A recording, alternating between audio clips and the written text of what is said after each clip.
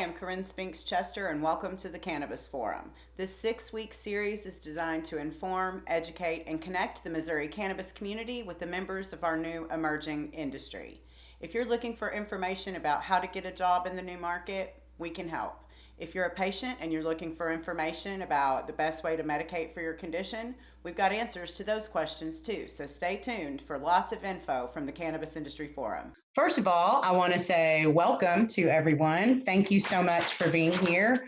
Really excited to be hosting the forum tonight. And I'm Karin Spinks Chester, and this event is the first in a 6-event series. So for the next 6 weeks, every Thursday night at 7, we're going to be talking about different topics that are affecting both patients and people who are looking to learn about the industry and potentially participate.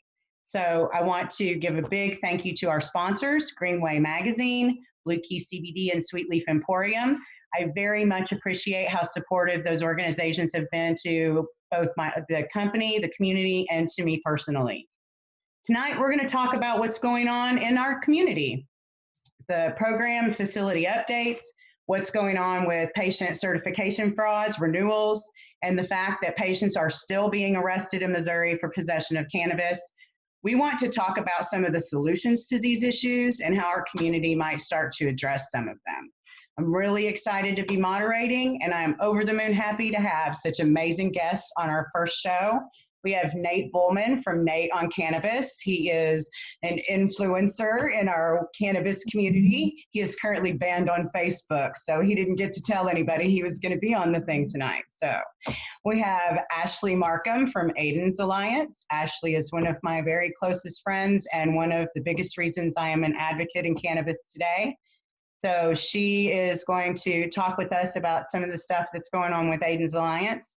Wendy Turner, who is also my very good friend and who works with me at Midwest Canna Expos. She is an OG in the cannabis community, and she has some really unique insight because she has lived in Colorado. She currently lives in Illinois.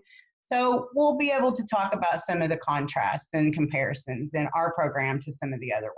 So let's get started. I'm going to give you a few program updates to begin with.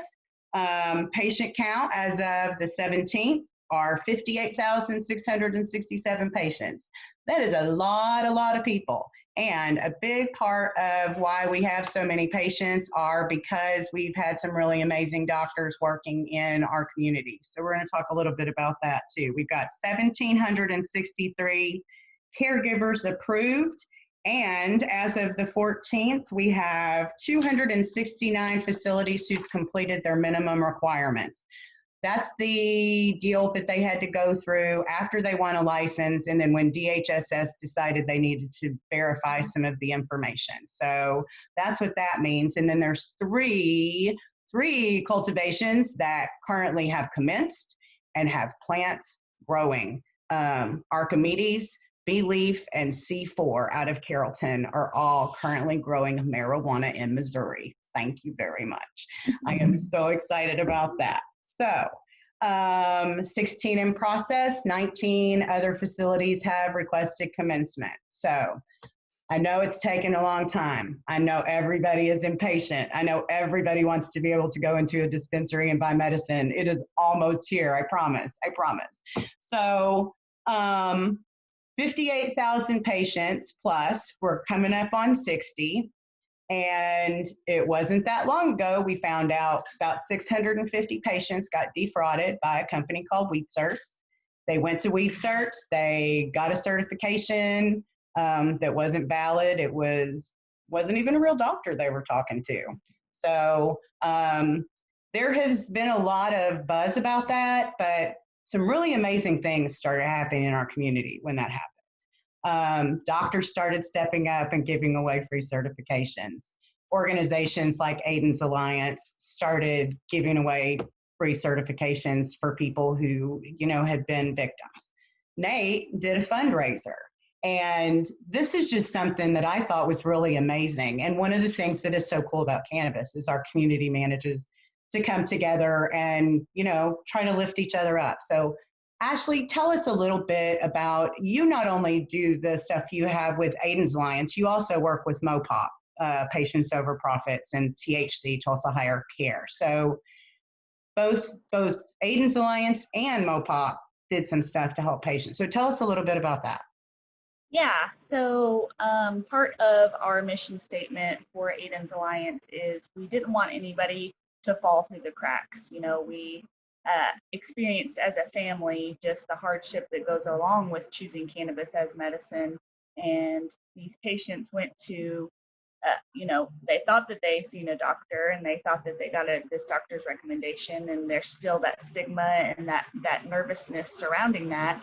And to find out that their, recommendation wasn't even real, I knew that that was going to cause a lot of patients to probably not even go try to fix their recommendation. They were just going to forget about it.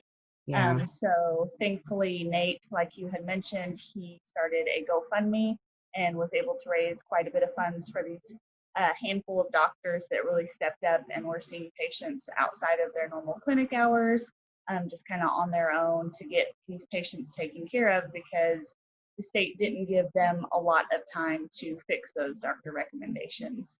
How much time did they have? 30 days? Was that what it was? Nate can probably for sure. It was 30 days, yeah. It was 30 days, yeah. Nate, tell us. No, go ahead. It's really hard to get into a physician sometimes too within those 30 days. A lot of these patients live in rural areas, or they don't have access or know how to work internet. So, the 30 days was still cutting it off. They were all supposed to be telehealth visits, but they actually did them on the phone. It was my understanding. So they didn't actually see. And just so that everybody knows, that's not legal. If you're not seeing a doctor on a telehealth visit, you're not actually getting a certification. That's absolutely not okay. So Nate, I was super impressed by the GoFundMe and the results that you got from that. That really was like this huge example of how our community really works together.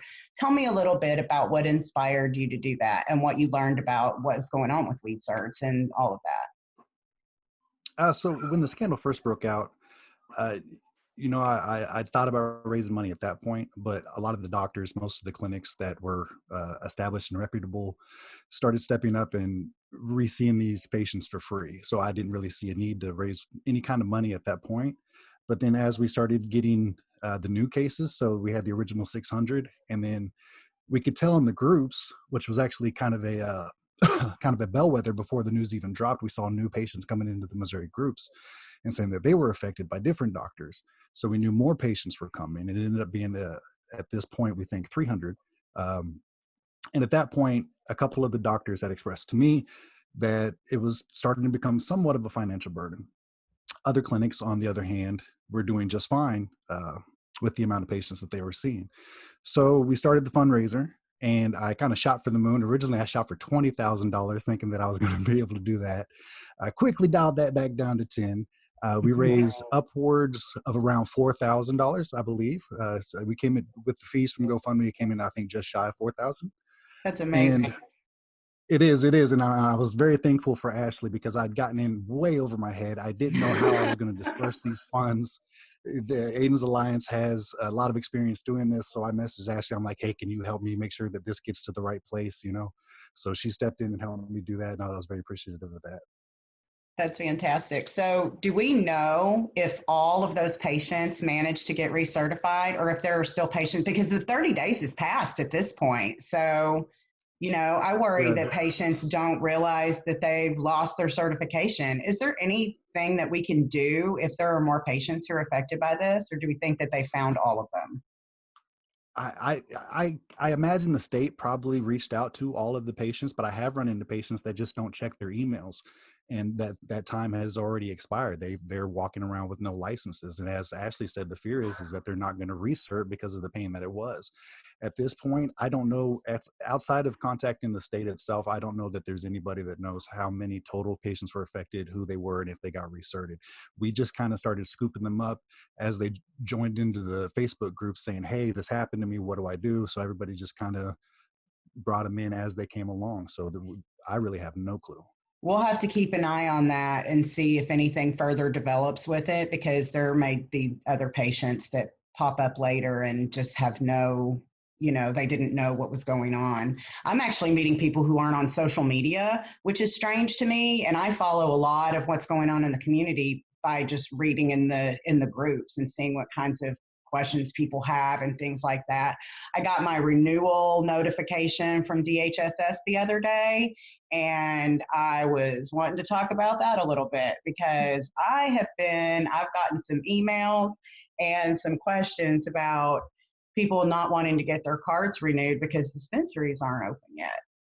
And that's a thing. And I know it really bothers people that dispensaries aren't open yet. But Ashley and I both worked on the campaign to pass in 2018. And I think when we were doing that, we kind of knew the rollout would be slow because the rules would have to be promulgated and all of that. But I mean, the big thing is that I don't have to worry about getting arrested if I get pulled over and I have cannabis with me. I mean, that's the big benefit of having a card. If I don't have a card, they have every right to arrest me. And so, to me, it's worth that $25 fee. And, there are a lot of clinics that are doing the certifications and the renewals. So I got my original certification through Tulsa Higher Care, and they're doing renewals for $25. So it'll be a piece of cake. Have you guys been talking to people who are ambivalent about their renewals too? Ashley, have you had questions from patients? I know you deal with patients every single day about this. Yeah, all day, every day. Yeah, they are very frustrated that they haven't been able to use their card. And so it's just that reworking that mindset, like you said, of this is protection. I know it's just a piece of paper, and I wish we didn't have to go through all of these steps, trust me, but we do for now. And that little piece of paper really protects me, and it protects Ayden. I don't have to fear now traveling with his medicine. And that, like you said, is very much worth it. So yeah, it's you definitely, every day that you use your medicine, no matter where you get it from, you are using your card. So Absolutely, every single day. And that actually brings up another question about patients getting arrested. There are still patients who are getting arrested in Missouri. And I'm wondering how many of the patients who are being arrested are certified patients. And if they're not getting their card, why they're not getting their card. This is something that Nate and I talked about last week about patients still getting arrested. So Nate, do you know what jurisdictions, where in Missouri are patients still being, I don't know, I don't want to say harassed by cops, but No, harassed is a where are very patients accurate being description harassed of what by is happening. cops? That's perfectly accurate. So I don't have the data of the exact jurisdictions. As a matter of fact, I thought this was becoming not a problem. It was actually off my radar for the longest time until I spoke with a cannabis attorney just last week who put it back on my radar to let me know that, hey, this never stopped. They're not. What's most common is that in rural areas, you're getting officers that are pulling people, or highway patrol to be specific, pulling people over and saying, well, your cannabis is not in the correct packaging. Because when we buy commercially, there are packaging rules, but that Yes. doesn't really apply to right now. And they don't know that, or maybe they do and they just really don't care. So they're confiscating, they're destroying the medicine, they're not ticketing them, they're not citing them at all. And the number one way to combat that, the number one way to combat that, and this is important for all patients, if you have any interaction with law enforcement and you have medicine on you and you are a patient, you should be recording that interaction. Because if you don't record that interaction, we can't prove it ever happened. We can't argue this. We can't find you an attorney to argue this in court to see whatever damages you can get or try to get your medicine back. There's really nothing at that point we can do. So record every interaction. So I imagine this is still happening in mostly rural communities. I plan on addressing this more with the attorney that I spoke to last week. I didn't really dive into a lot of the details. One other thing I wanted to mention on this subject is in Rolla, Missouri, a council person was just recently arrested and cited for possession of cannabis and paraphernalia. And I have it on very good authority that that council person was a patient, a lawful patient. So it is happening. It's happening more in the rural areas. You're not going to see it in the Jackson counties. You're not going to see it in the St. Charles counties very much. But if you're out in the sticks, like I'm in the Ozarks, if you're out in the sticks, you need to be doing everything you can to make sure you're following all compliance and to film every interaction you have with law enforcement. I wonder if there's a solution though. I wonder if there's a way that we can help educate law enforcement. We've done some outreach in the past, different organizations, Normal, New Approach did when we were working on the campaign. And I wonder if there is some opportunity to reach out to law enforcement to educate them. Ashley, do you think that law enforcement in Missouri is open to that? From my experience, they want to learn from their own, which is understandable. You know, having an outsider come in and tell them what the law is and how they should handle themselves and all of these new changes. I understand that, you know, them not being receptive to that. So I really feel like if we want to do some law enforcement education, then it really needs to come from within their family of, yeah. So it occurs to me that maybe what we could do is do some outreach to some of these new security companies that are handling cannabis that have so many law enforcement and veterans involved in their organizations, and see if they could maybe be a liaison for the community in helping to educate law enforcement. Yeah, I think I mean, I really feel like this has to be a community-oriented solution, and I feel like maybe we could do that. Maybe we could do some outreach. I think maybe I'll make some phone calls tomorrow and see what we can come up with. I'm excited to have that conversation because I really think with cannabis that education is always the key. It's always amazing to me how much I even learn every day new about the plant and policy and all of that. So I'm excited to have that conversation. So one of the things Nate mentioned earlier was about packaging and about the labeling that's required on dispensary packaging and that being a little bit different, but nobody's buying anything from a dispensary right now, are they? That's kind of part of the the unrest in the community. But Wendy's in Illinois, and they have dispensaries open in Illinois. And so I was talking to somebody yesterday, and he said, I drove by and there were 2 lines and they were 20 deep around the building. And so, first of all, it is not legal to drive to Illinois, buy cannabis, and then drive back to Missouri. So I am in no way, shape, or form suggesting you do that. I am simply talking about what the rules are and the laws are and talking about the community. So let me make that clear. Wendy, tell us what's going on with dispensaries in Illinois. Coltyn is a patient and he has to get medicine. So what's going on?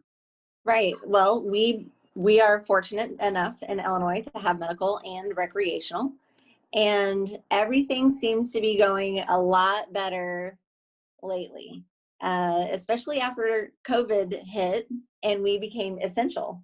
So it's been really good. It was a really slow start when it comes to medical. So all you Missouri patients out there, be patient, because it does take a while. You can't grow cannabis in a day, and you can't process it and package it and get it out to your dispensaries the next day.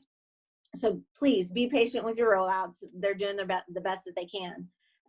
But we have recreational also over here, or adult use. I still call it recreational because you're an OG. That's what we called it back then.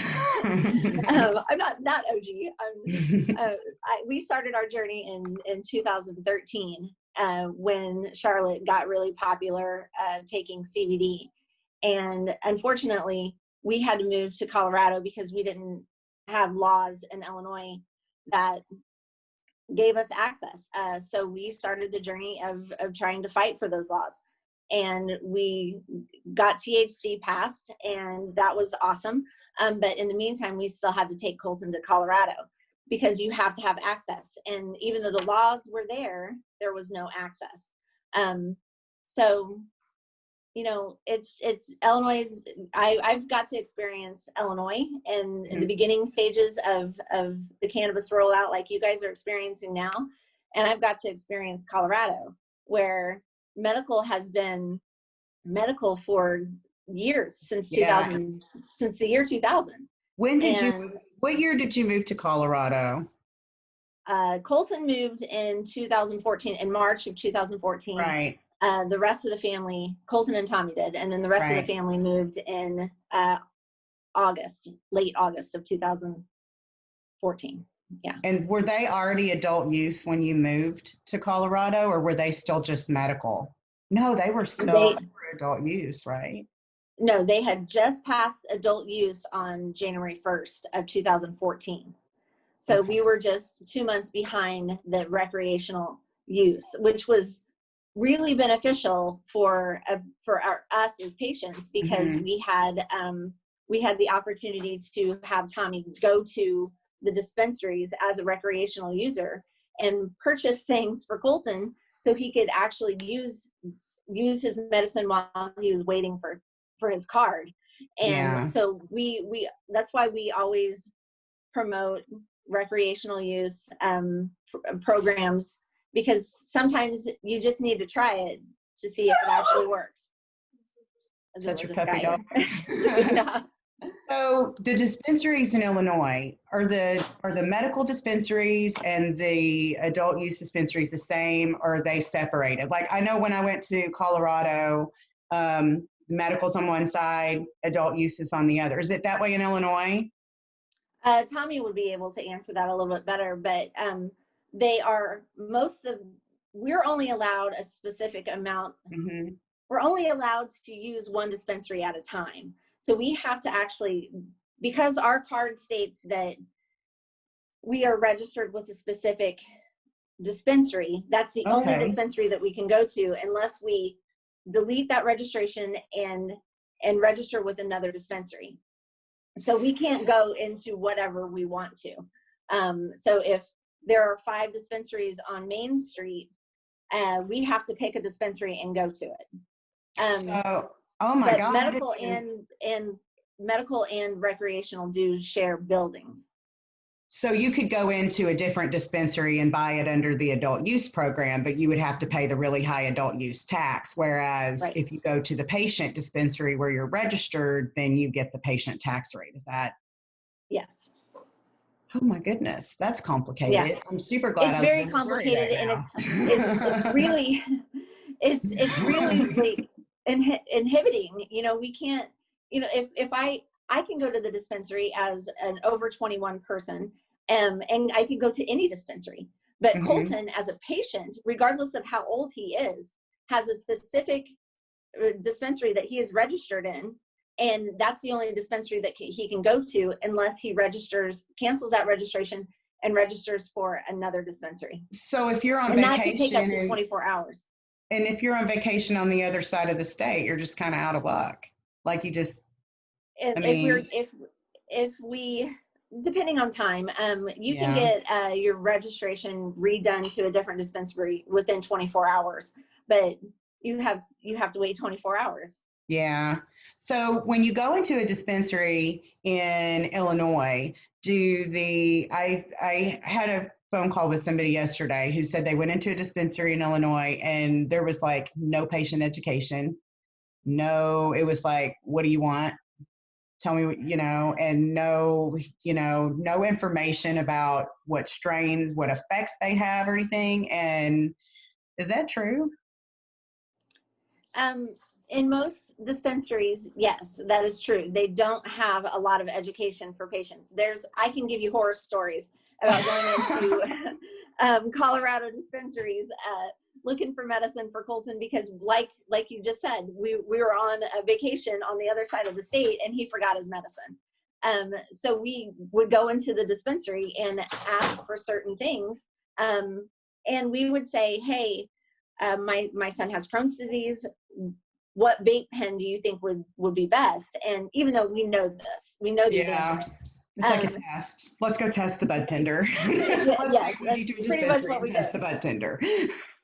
But we ended up having to school some bud tenders I would love to because, have seen and I hope that the dispensary owners in Missouri really think about giving quality patient education in their dispensaries, because So we it's so have important. one on the call. Ashley is part of a dispensary license, which was one of the things, which is a perfect segue into the dispensaries in Missouri thing. So I'm hearing that there are some dispensaries in the Springfield area who've requested commencement. Is that true? That is Yes. true.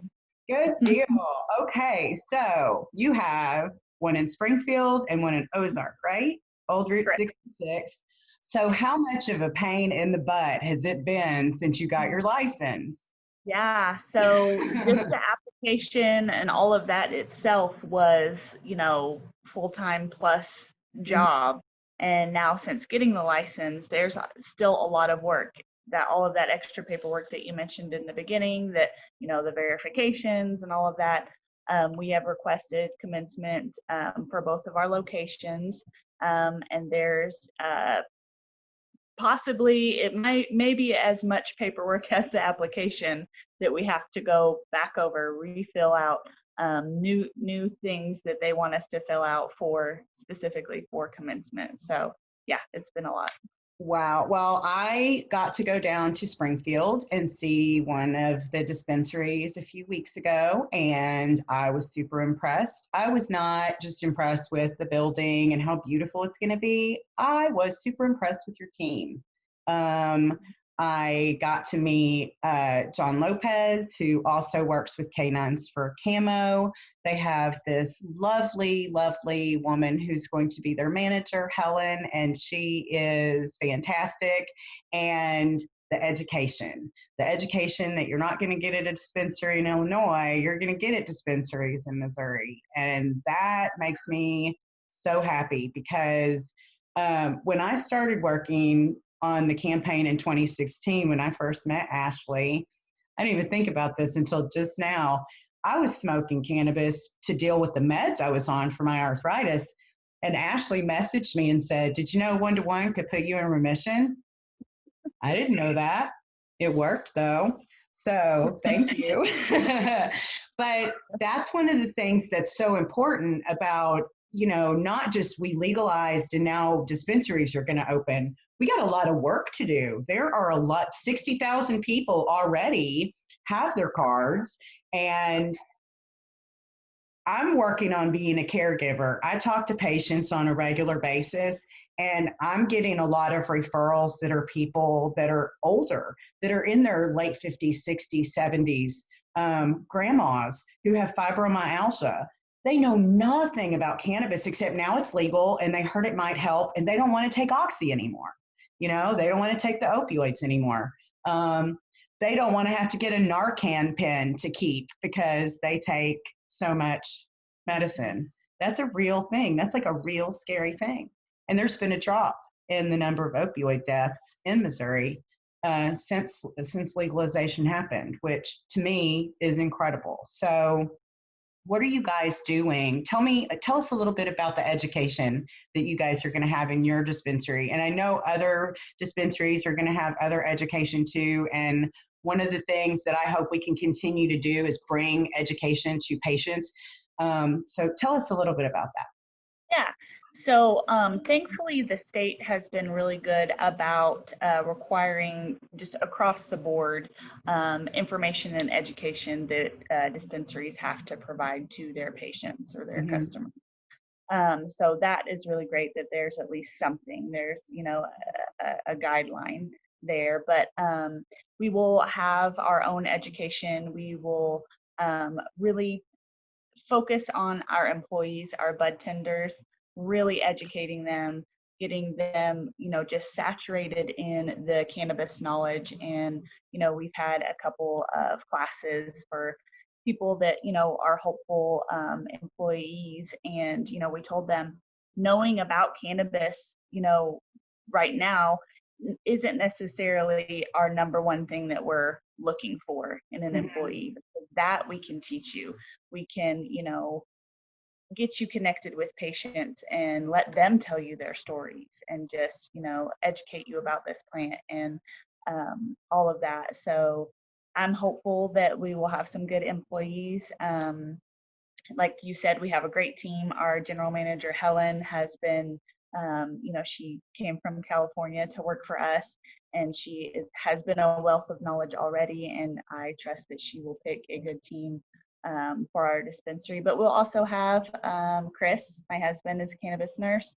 We will have him there several days a week doing consultations. If patients want more of a private discussion rather than talking, in front of other people in the dispensary area.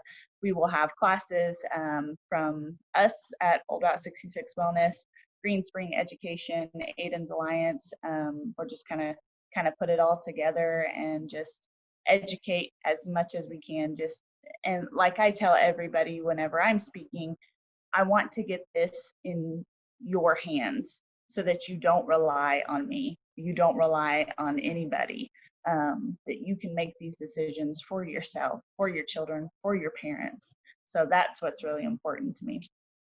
So there's a little bit, I'm really excited that Missouri has education and that's kind of required for facilities. I was talking to Wendy the other day, and one of the things we were talking about was this interesting conundrum between requiring education and not being allowed to give medical advice because you're not a doctor, and how that's going to be a little bit of a tightrope walk for Missouri, because we do require that facilities educate patients. So how's that going to work? So yes, we can't use the word recommend or treats or cures or anything like that. What we can do is we can tell you what other patients that have similar ailments have tried, and this has been their results. I can tell you Ayden's story. I can tell you everything that I've tried. I can tell you what his current dose is. And then you make that decision as a patient of what you would like to try and what regimen you would like to start. So are you looking for patients to be bud tenders, potentially? Yes. Yeah. Mm-hmm. That's interesting. Yeah. And so what's it going to be like for a patient to walk into a dispensary in Missouri? I mean, I've been to ones in California and Vegas. I went to one with Wendy where was that? We were in DC to do lobby days for NCIA. Was it in Maryland that we went? I can't remember. Okay, yeah. And so I've been in dispensaries in different places. I want to know what it's going to be like when I walk into one in Missouri. It's going to be different, I think. Yeah. So for ours personally, we have a lot of security protocols that we are abiding by. So things like facial recognition before you even enter the building, camera set up for our front desk person to let the patients in. Then they will have to check in with that desk person before they can even get buzzed into the dispensary. So our waiting room area for us personally, both of our locations have very large waiting room areas that will have our retail space. So we'll have the CBD, the grow supplies, merch, local art pieces, things like that will be out in that waiting room. So I don't know what happened to my thing. Your mic? Sorry. Nope, that's okay. Okay. So that's what it will look like in our dispensary. So have you guys got an opening date yet? We do not, as a lot of you know, that we're just it's a hurry up and wait process. So we are crossing our fingers for next month, as long as things go exactly, the way they're supposed to, but we all know how that goes. So you will have to have marijuana to put in your dispensary. So I guess that's the big kind of burning question. And we talked a little bit earlier about the 3 cultivations that have commenced: Archimedes, Belief, and C4 in Carrollton. Have you gotten to talk to any of them yet about when they're going to have harvests? Yeah, we Can have. you dish? Can you dish the scoop? I can't dish too much, but yes, we have been in contact with them. And like I said, if everything, fingers crossed, if Fingers everything goes crossed. how it's supposed to, my main concern, honestly, are the testing facilities, that they are up and running, so that they can test all of this product that is coming in. Of course, one will do, but that will get backed up. So I just hope that they get their show on the road soon. I know one lab has requested commencement. And so hopefully that will happen sooner rather than later. But that is a huge concern. We can have all kinds of cannabis, and if we don't have lab testing, then Yep. it's going to have to wait. I was down when I came down and saw you at Old Route 66. I also got to go down and do a tour of Flora Farms. It is a huge, like ginormous facility. It's unbelievable, and it's exciting to see that, and a little scary. It was a little bit surreal. It just seemed like, I don't know, it just seems like it's been kind of such a long time coming. How many strains are you guys going to carry? What kind of products are you going to have? Well, flour obviously will be one of the first products that we have. And the number of strains and the other products will just depend on cultivation, what happens. We all know that they can start growing, umpteen different strains, but if, a crop fails or if testing doesn't come back, okay. There's just so many variables that I think a lot of people don't think about in this process.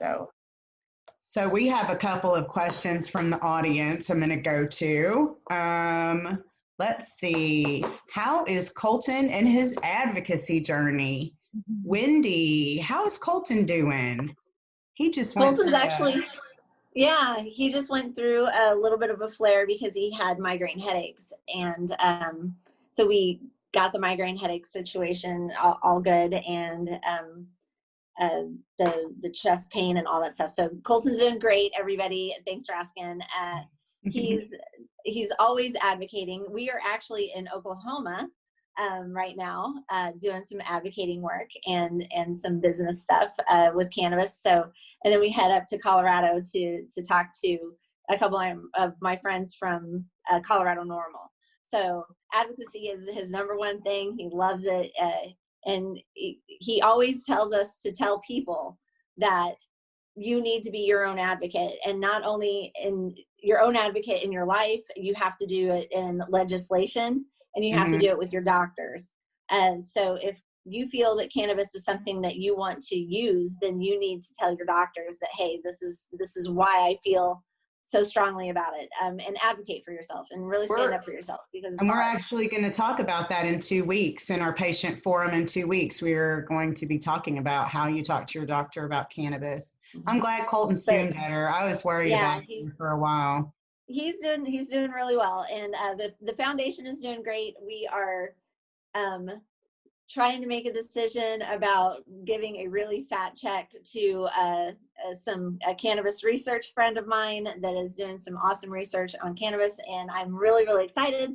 But because of this COVID, the check is going to be smaller than what we wanted it to be, but it's still a pretty big number. So we're really excited about that. So stay tuned for that one. We will definitely do that, and hopefully sometime next year we can plan a gala for the Coltyn Turner Foundation, and we can actually go back to doing live events again. That would be amazing.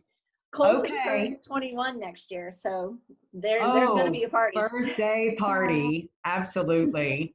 Okay, I have a couple of questions for Ashley. Ashley, will you be carrying seeds at Old Route 66? So unfortunately, how I understand it will go right now is we can carry genetics from cultivation facilities. So it will just be up to them on what they want to do, if they want their genetics sold through dispensaries. So will you have the ability, but you won't necessarily have the genetics? We don't know. Yeah, we won't know until, yeah. And there's been some going back and forth with DHSS on that. Sorry, my dog is coughing in the background. There's been some going back and forth with DHSS on that because originally, and I know the intent of the law was that dispensaries would be able to sell clones and seeds. So DHSS then turned around and said, no, because then you're cultivating and you don't have a license to cultivate. So, no, you can't have genetics in dispensaries. But I know that there have been some conversations about that. Do you think that they're going to just, have they decided that yet? They haven't, have they? I don't know if they've decided for sure. I mean, obviously, I hope that they do, Yeah. decide to let us sell clones and different genetics from other companies so that patients can choose. And then, and then there's a question too about your, I guess about the dispensary. What does facial recognition provide you? So you were talking about security and you talked a little bit about the facial recognition. And I know when I was there on the tour, we talked about this. Can you explain what the facial recognition does? So that may be a better question for our security team, but it just adds in a layer of security for us as a business in case somebody did try to come in and steal something or anything like that. It's just an extra layer for us to be able to identify them easier. It's just cannabis is a hot item, and so I feel like the more security, the better. Just to keep everybody safe, not just to keep our stuff from getting stolen, to keep the patients safe that are in there, and all of that. So. And so Ashley's getting a lot of questions. You're popular tonight. So let me have a couple more. How will Ayden's Alliance be able to help low-income card holders get their medicine when it finally comes? So right now, you guys are doing the certifications and the renewals, but Ayden's Alliance has plans to help patients with medicine, right? Yeah, so we are hopefully going to launch Ayden Pay soon, and what that is going to be an app. So it's a payment solutions, just like your Google Pay or whatever other payment app. I'm not very tech savvy, so I don't know Like what all PayPal or apps are whatever. out there. Yeah, and so you'll be able to put that on your phone, and you'll be able to go into the dispensary and pay with that app. Mm-hmm. That will give you an option to round up, $5, $10, whatever it may be, to go toward Ayden's Alliance, and then a percentage of those purchases will go toward Ayden's Alliance, just like PayPal takes out their fees and those kinds of things. So that will help us fundraise, and in turn to give more to low income, special needs, disabled, patients, things like that. So if I'm a patient and I'm low income and I cannot afford cannabis, I can call Ayden's Alliance and you guys can help me. Yes, that is the goal. That's the goal. That's the goal. Dispensaries aren't open yet, so we're No, gonna but see you've how it also works. been doing some education with people to just learn how to grow their own plants, which is fantastic. Yeah, and we've been able to help people purchase home cultivation equipment, pay for genetic consultations from home cultivation companies, all that kind of stuff. So, yeah. So, okay, here's a question. I am currently getting a certification in cannabis science. Will this make me more valuable in the industry? I'm going to answer that first because that's one of my students probably. So, so yes, it will absolutely help you in the industry. Yeah. Yeah. So, Ashley, as part of what you're doing in interviewing people, are you getting a lot of people who have experience or who have certifications and have taken classes? There's lots of online options. So, Yeah, so we've gotten a few people that are Missouri natives, but they had to move out of state and it happened to be a legal state. So that's where they worked in the industry there. And, they've had to come home. A lot of people, because of COVID, have had to move, or, they lost their job or whatnot.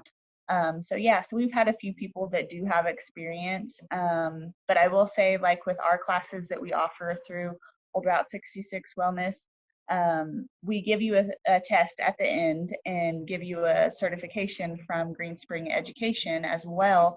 And even if we don't offer you a job, you can use that certificate for another, add that to your resume for another job interview. So just more of the education and empowering people. And so, yeah, I say it definitely adds to your resume. Okay. And so here's another question.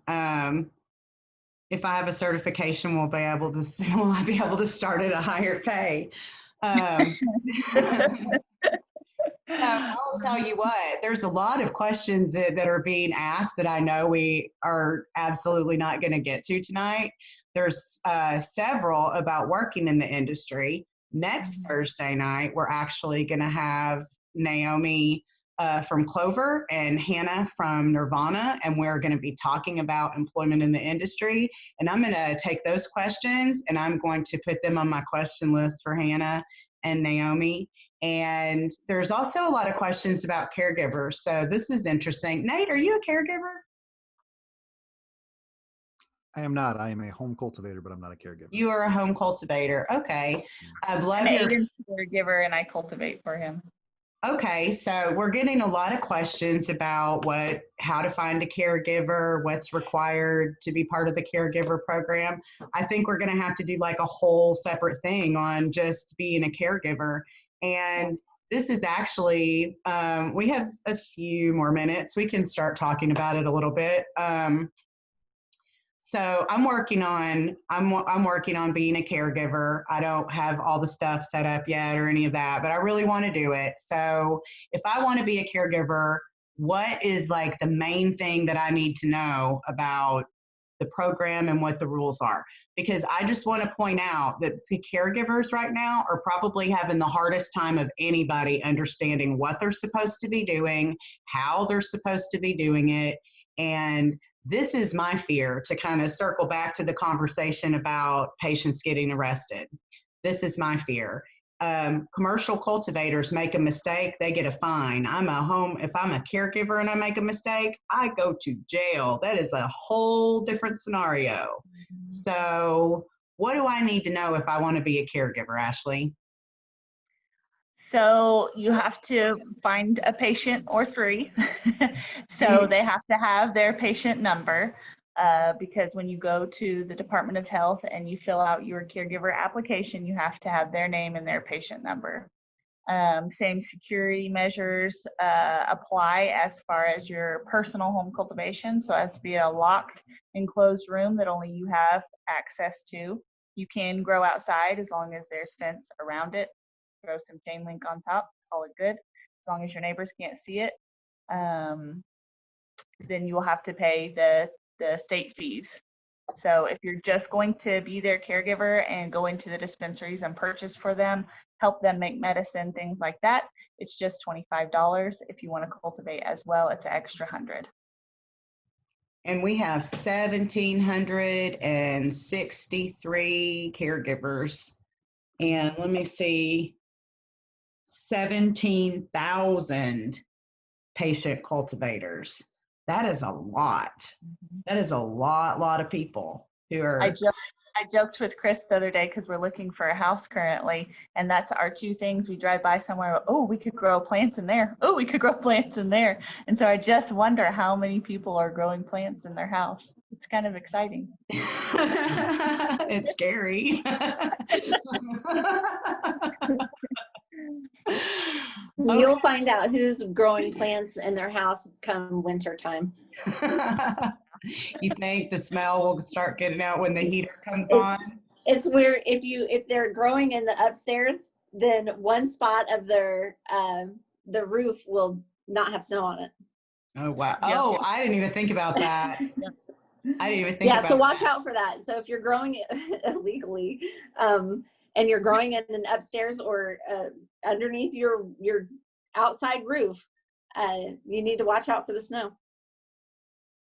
I'm gonna be driving and looking around my neighborhood in a whole new way this winter, I promise. Oh, we do it. We have one more question that I want to cover because it's about the process for renewal. So because that's important, and I know a lot of patients need to know about how to renew their cards.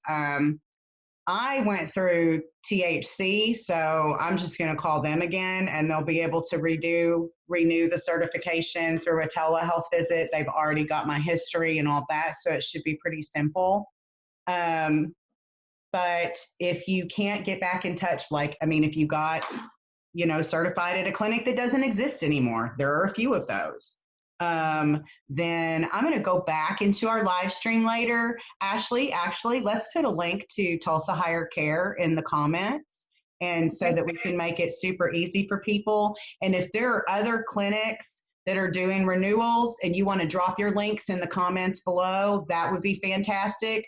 Please feel free to use this webinar and this live stream as a way to convey legal services that you might provide for patients, okay? If you start advertising illegal stuff in the comments, I'll have you blocked from Facebook. I promise. I'll do it. I promise.